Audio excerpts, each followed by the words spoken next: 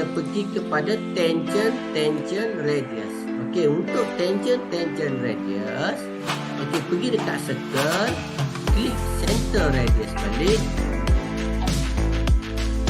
Tekan center radius.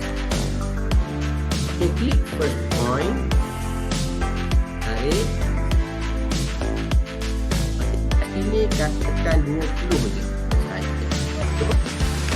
Okey, sikit. Okey dah.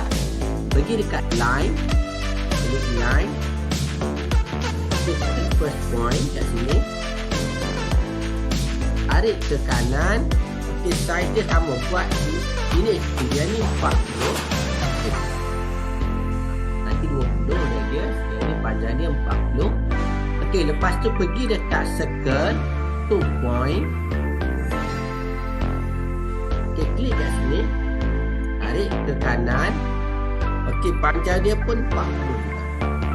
So, kita dapat satu spek. Macam bentuk spek lah. Okey, dah. Okey, pergi dekat circle.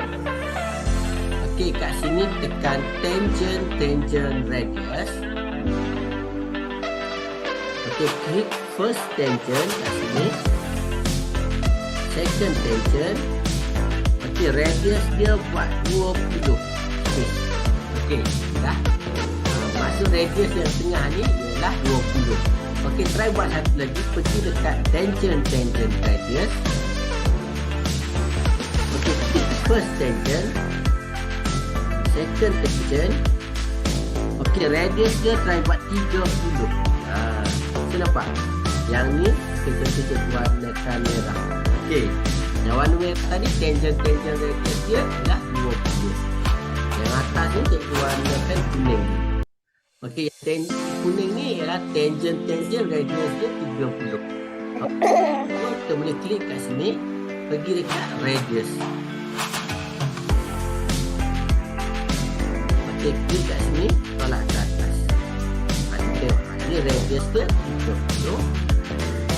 Okey, untuk yang ni pula radius dia ialah 20.